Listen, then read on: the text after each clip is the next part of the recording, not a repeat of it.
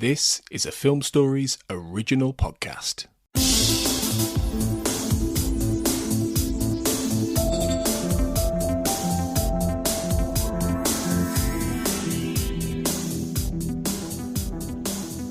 Hello, and welcome to the Xcast X-Files Podwatch, episode 14. This episode is covering The Host and Blood. I'm your host, Clara Cook, and with me is Andrew Blaker, speaking to you from the US, and I'm coming to you from London. How are you today, Andrew? I'm great. How are you? I'm good. So the first episode that we're focusing on is The Host. It was season 2, episode 2. The director is Daniel Sackheim, and the air date was the 23rd of September 1994. It's written by Chris Carter, and it's a interesting episode because Darren Morgan plays the Fluke Man, although you wouldn't recognise him since he's in costume most of the time. So the basic storyline is Mulder and Scully have been taken off the X-Files and they're no longer assigned to work together, but Mulder has been assigned a case by Skinner to hunt a strange creature residing in the New Jersey sewer system. So Andrew, what did you think of this episode? I mean, The Host is a classic episode. You know, you're hard pressed to find many criticisms of it. It's a terrific Monster of the Week episode. This is only I believe it's the second episode of the second season, so, you know, right off the bat you have a real strong monster, strong episode. It's one of the most well-known monsters in all of the show history, so, I mean, I love this episode. I think it's suitably creepy and gruesome and just gross on all around, and I think that it's the reason why it's so popular. Yeah, there were quite a few things I really loved about this episode, in particular the fact that, as you say, it's a real classic Monster of the Week. The Flukeman really is a monster, and the fact that Mulder and Scully are really working together quite well in this episode, despite the fact that they aren't actually assigned to work together. So there's a lot of scientific exploration on her part. She's doing a lot. I appreciate her autopsy and research skills in this very disgusting situation. She seems to keep a clear head. Yeah. And meanwhile, Mulder's running around the sewer system trying to find this creature. It's interesting to see them working out of context when they're not actually in the X-Files, and that they still work really well together. That without the X-Files they're still drawn to this exploration of the paranormal. Yes. Even without an official framework of the X-Files. Of course, you've got Gillian Anderson pregnant at this time, so she's, I believe, in almost every scene, she's either sitting behind a desk, you get a close-up on her face. The few times you do see her, she's wearing a coat or something. It's very, she's very much relegated to the desk position for this episode, but it works. It works really well with the two of them kind of tag teaming it. Yeah, because I don't think this sort of situation works so well in other episodes. I sometimes feel like they kind of slot her in, when we're doing a pregnancy, they sort of slot her in to certain scenes when Mulder needs help with something. But in this episode, I feel that she encourages him to do the autopsy of the Russian, I think he's a Russian engineer who's found in the New Jersey sewer system, which sort of starts this all off, basically. Yeah. She encourages him to let her do the autopsy in a way of keeping him in the FBI, because of the fact that he's thinking about leaving the FBI now that he can't work on the X-Files, and he's being assigned these sort of boring cases by Skinner, who at this point we don't really understand where Skinner's allegiances lie. There's a nice scene where Skinner basically tells them off in front of a room of FBI agents, which I think Mulder kind of was asking for, to be honest. So this is really a way of Scully keeping him engaged in staying in the FBI, which is nice to see. Like, she says, she says it's not just professional. She wants him to succeed in his investigations of the paranormal, and he can't really do that outside of the FBI. So what did you think of the special effects in this episode? The makeup and the costume that Darren Morgan has to wear? It's just fantastic. Like I said, it's instantly recognizable. I thought it was really, really, really well done. One thing I want to give a shout out to was the scene in the when the sewer worker that is bit is checked out, goes home, and is in the shower, I believe, and coughs up the fluke worm. Yeah, I mean, that's really instantly recognizable, and just even decades later, it's so gross. You see gross things on TV all the time, but that's still up there. So I think it was just a fantastic episode. Like you said, Darren Morgan in the actual costume himself. And I just love it. It's just a great, creepy episode. It really also exploits the very human, I think, element of disgust, you know, this disgust that we feel about sewers, about dead bodies, about worms, that kind of thing. Especially the scene where the flukeman climbs into the portaloo, because who hasn't been disgusted by a portaloo? You know, you're at a concert or a festival, or I don't know, you're somewhere where you have to use a portaloo. And I think they know everybody in the audience probably hates portaloos, and putting the flukeman in one was just kind of genius, really. I actually read that the costume was incredibly hard to move around in, and that Darren Morgan couldn't actually breathe through his nose. So he was unable to drink or eat anything while he was in the costume. And that the costume dissolved in water. So the makeup and special effects team had to remake the costume every day, because it would be ruined from the day before filming in the water. And most of the scenes are all in water. I mean, you know, he's moving around, flailing around in the water with Mulder. I mean, I can just imagine them having to kind of piece it together after every 15 minutes or so. Yeah. This does have sort of a link to the overarching mythology, although not a very obvious one. But I think it's the first episode where Mr. X is heard from. So he doesn't make an appearance, but he speaks to Mulder on the phone. Yeah, this is the one where he's on the phone, right? He says, "I just want you to know." Is this the one where I just want you to know you have a friend in the FBI? Yeah, exactly. Yeah. Is that what? Okay, all right. I didn't realize that, but yeah, that's really neat. And he gives Scully the sort of, I guess you would call it, some sort of paranormal kind of magazine with headlines, sensationalist headlines in it, in which that's how she makes the link between the dead body in the sewer to the Russian ship. Yeah, and that's right. And I think that there are some sort of really massively brilliant standout bits to this episode, like we've talked about. But there is a downside to it as well, which is that you never really find out who the flukeman is, or why he exists, or what he's trying to do. I assume Scully says he's trying to find hosts to feed off, to mate on, mate with, to replicate, basically. But he just kind of, goes out to sea at the end, and you never really find out how he was made. I think you're supposed to think that he's come from Chernobyl, so the actual ship in the bay is carrying materials from Chernobyl. Well, I don't know if you've read any of the comic books, the season 10 comics that came out. I want to say it was 2014, 2013. They actually did a sequel to this story. Oh, really? They did, yeah. And cool. It's called Hosts. Very original title. But and it kind of picks up with a basically sequel to this story. And I believe, I haven't read it for a little while, but if I remember correctly, Chernobyl does tie into it directly, and they talk about that, the origins of all that. So it's pretty interesting. So like two species sort of morphing through being exposed to radiation. Yeah. And like nuclear waste. Everyone, pretty much universal opinion that it's a great episode with a great monster, and it really sets the bar for what standalone Monster of the Week stories should be. In terms of makeup, special effects, writing, it just really hits it on all the points, I think.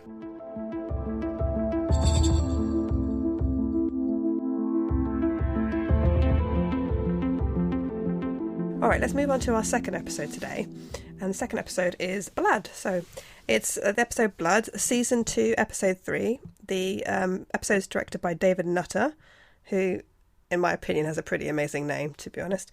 He's directed quite a few other episodes of The X-Files, including Irresistible and Clyde Brookman's Final Repose, which is a big fan favourite. This episode is written by Darren Morgan, who was just in the Flukeman costume.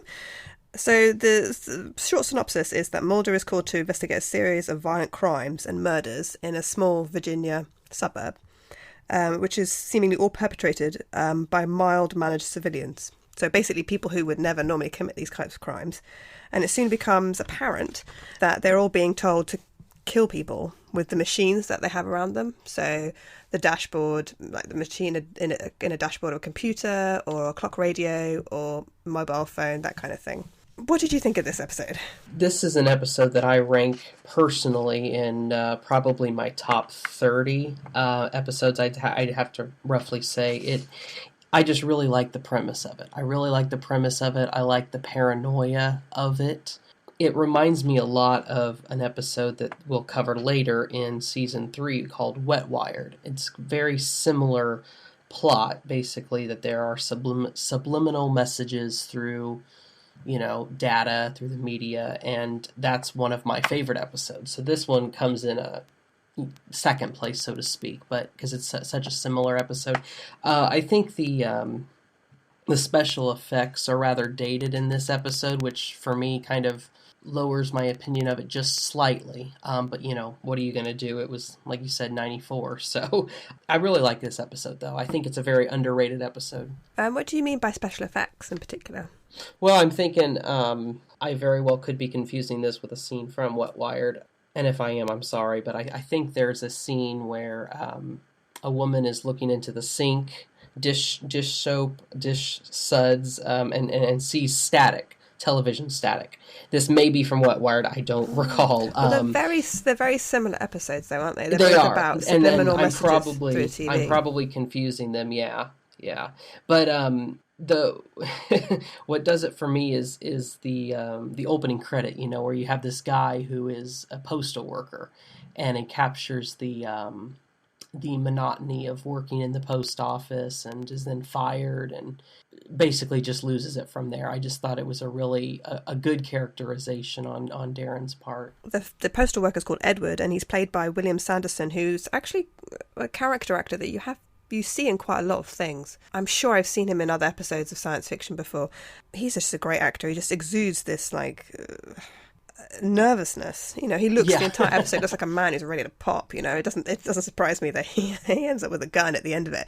I do also think the way he's fired is particularly horrendous. The guy just fires him right there and then, and sort of, I think, hands him a few dollars or something. So everybody collected all this money for you, and it's all a little bit sad, really. I like the episode for a number of reasons. I mean, it like you said, it exploits that sort of feeling of paranoia, of subliminal messages through technology, the idea that your phobias are going to be exploited, and that you just won't be able to contain yourself in that moment that you're finding frightening, like the guy who's trapped in a lift and ends up killing everyone in the lift because he's claustrophobic, or the woman that's so frightened of being raped that she ends up killing the man fixing her car because she's frightened of him. But that also is a double-edged sword for me, because the usage of real violent events to add flavour to the story. So, for instance, when Edward is in a shopping mall and he sees images flashing to him on the television it's stuff like the LA riots, the beating of Rodney King, Charles Manson. I find that like it's a little bit crass, I suppose. And the shooting at the end, which takes place where he's at the top of a clock tower and or at least he's trying. We don't really see anyone die, but he's trying to shoot at people on the ground below. I mean, there are shootings like that do happen and have happened in America. So I suppose they're kind of echoing that sort of real life scenario.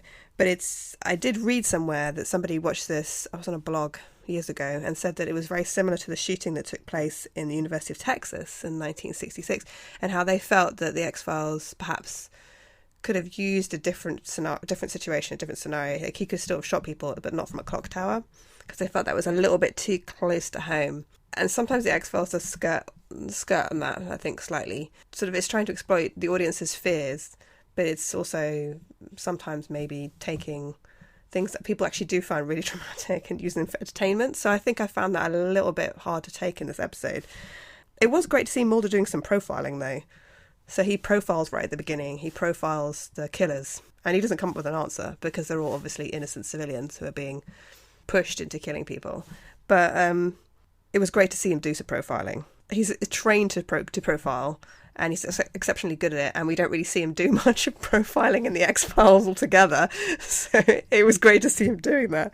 The lone gunmen make an appearance, which is good. They basically solve a big plot twist for him, which is that the chemical that's being sprayed to kill the flies on the crops is the chemical that is making everybody insane. So basically, the insecticide heightens people's phobia, and the electronic devices contain subliminal messages which encourage and direct people's actions. And that's quite an effect. I think that's quite an effective plot device, really. Is the combination of the subliminal messages and the chemical making just normal people act absolutely crazy.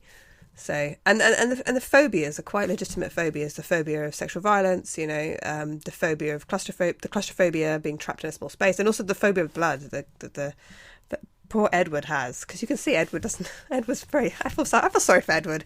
Like, he doesn't want to kill anyone, but he's sort of pushed into it.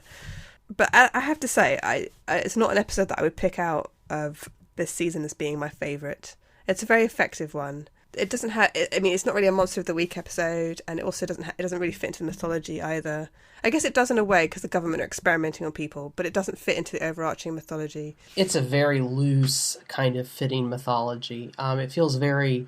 It kind of feels like a mythology episode you'd see in the previous season 1, before things were really, off. Which this is. This is pre Scully abduction, which is really the kickoff for everything. So it feels very 90s in its paranoia, in its interest, like you said, insecticides, subliminal media messaging, and I don't know, I think it's just a combination of all of that, and yet it's also, in certain respects, to me, it's also got its comedic moments, playing on the paranoia, the phobias of people, the overacting maybe of the main character in this episode. It borders on like he's just going to have a breakdown at any minute, and I think that it kind of plays to that. It builds this atmosphere of tension and paranoia, and I just found it really overall enjoyable. Yeah, I think that for me this episode isn't as effective as other episodes, partly because I think that when I was watching it at the time in the 90s, I think I felt it was more frightening then. Technology itself was I guess it wasn't as developed, and now we have so much technology and we use technology every day in every way almost, that I feel this fear of technology. And also as well, it's kind of gone really. And this fear of technology coming up in movies and films and in the media, it's really been exploited and extended. And there's now films and TV everywhere about how technology can, damage us or hurt us, or we can be out of control with technology. And there's a series in the UK made by a writer called Charlie Brooker called Black Mirror. And his shows and his episodes are very much about technology and how human beings use technology, and often in very bad circumstances, and they do very bad things with technology. So I think part of the reason why I don't enjoy this episode as much as I did when I was younger is because I've watched so much television since then, where the use of technology is shown to have bad repercussions. So I think when it was originally shown in the 90s, I can see it being really quite shocking. Yeah, it's certainly dated. I think maybe what I'm saying is I'm being desensitized to the subject, if you see what I'm saying. Right. There is, however, a great line in this where Mulder says, "Fear is the oldest tool of power, and if you're distracted by fear of those around you, it keeps you from seeing the action of those above." And he's just explaining that this is an experiment by the government to make people frightened of each other, to the idea to distract them of what the government's actually doing themselves. So, and I liked that. I liked that line. I thought it was very true. If you're frightened of the things that happen around you, you're less likely to look to the people in power and see what they're doing, as and to study it and look at what they're doing. And the episode ends really well with Mulder's mobile phone saying, "All done, bye bye." Yeah, that's a great ending. Yeah, and we're staring at it shockingly, shocked, which I think is a really good ending. So it does have its good moments, but I have to say I did enjoy the host more. Oh yeah, it's definitely a superior episode.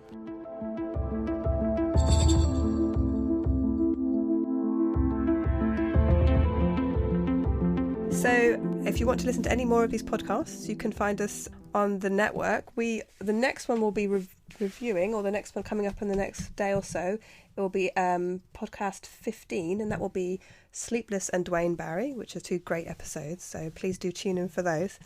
You can find the Xcast on Twitter at the X_cast, or you can join us on our Facebook page and group, the Xcast X-Files podcast fan group. And please do come and join us. Tell us what you thought of these 2 episodes, and tune in for next time. So until next time, trust no one.